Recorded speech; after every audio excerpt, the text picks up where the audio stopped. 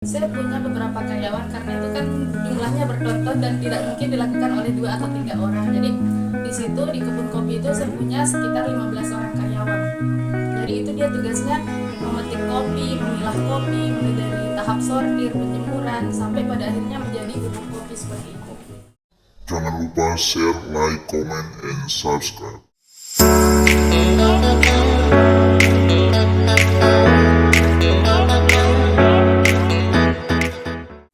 Assalamualaikum warahmatullahi wabarakatuh. Kembali lagi bersama kami di podcast Tumbuh Media. Hari ini kita kedatangan salah satu narasumber yang sangat luar biasa. Selain menjalankan aktivitas sebagai mahasiswa, beliau juga sedang memperdalam ilmu bisnis beliau dengan bagaimana membuat salah satu produk lokal dari Nusa Tenggara Barat, yaitu kopi Sembalun. Ini kopinya. Nama kopinya Kopi Kayangan Sajang Sembalun Lombok. Mungkin teman-teman bisa nanti mencari informasi lebih dalam tentang kopi ini. Tapi terlebih dahulunya kita harus berbincang-bincang bersama ownernya langsung.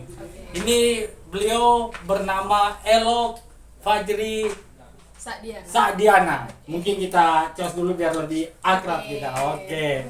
Jadi beliau ini owner Kopi Kayangan Sajang ini.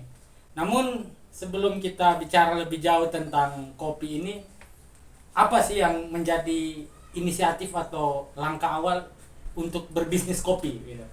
Langkah awal, berbicara tentang langkah awal, pasti semua atau segala sesuatu itu ada awalnya ya. Begitupun dengan saya memulai bisnis kopi ini.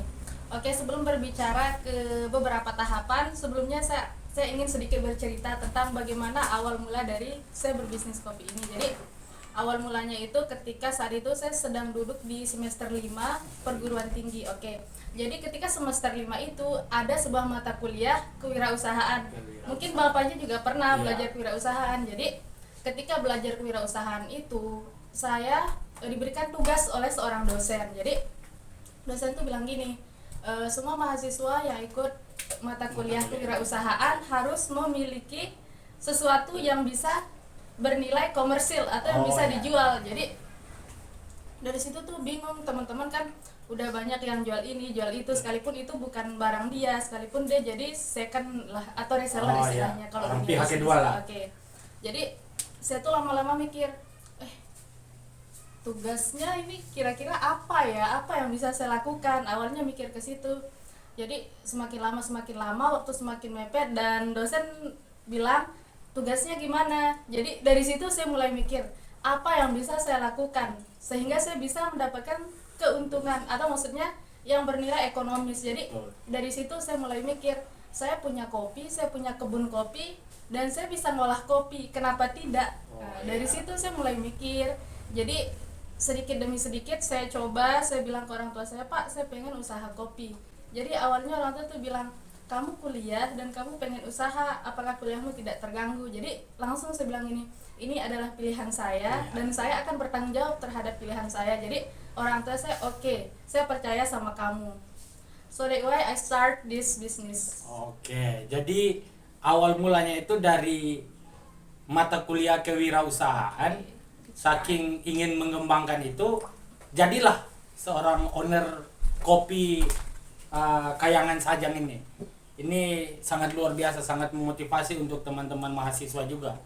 Nah, kemudian tadi saya sedikit mendengar informasi dari pembicaraan tadi, kalau memang ini punya kebun kopi sendiri atau kopinya diambil dari luar atau bagaimana? Oke. Alhamdulillah saya punya kebun kopi. Iya, kebun kopi dan itu kapasitasnya lumayan banyak, sekali panen bisa mencapai 4 ton gitu. 4 ton. Alhamdulillah seminggu terakhir ini orang-orang udah panen. Jadi setelah ditotal ternyata sekarang kapasitasnya tuh menurun, panennya hanya 3 ton. Itu diakibatkan karena intensitas hujan tinggi. Iya. Jadi itu berpengaruh besar juga untuk hasil panen kopi di daerahnya. Oke, kemudian untuk untuk usaha ini, apakah sudah menjadi satu usaha yang sudah memiliki karyawan atau masih dalam proses awal merintis karir? Masih sendiri atau bareng sama teman atau bareng sama keluarga? atau sudah punya satu perusahaan kopi yang sudah mempekerjakan karyawan-karyawan di situ? Oke, mungkin kalau berbicara tentang karyawan, saya punya beberapa karyawan karena itu kan jumlahnya bertonton dan tidak mungkin dilakukan oleh 2 atau 3 orang. Jadi di situ di kebun kopi itu saya punya sekitar 15 orang karyawan.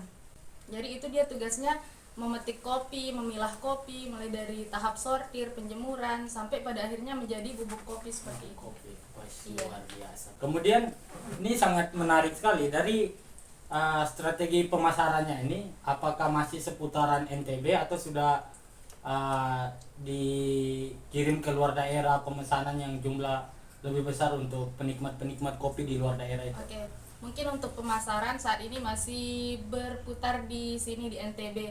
Akan tetapi beberapa bulan yang lalu banyak pesanan dari luar gitu. Ada juga dari Batam, dari Jakarta, dari Bandung gitu. Nah, ini kira-kira nih ya, ini penasaran juga. Untuk kopi ini apa sih kelebihan dari kopi kesayangan Sajang ini? Kayangan, Sajang bukan ini. kesayangan. Oh iya, salah ya. Aduh Tuhan.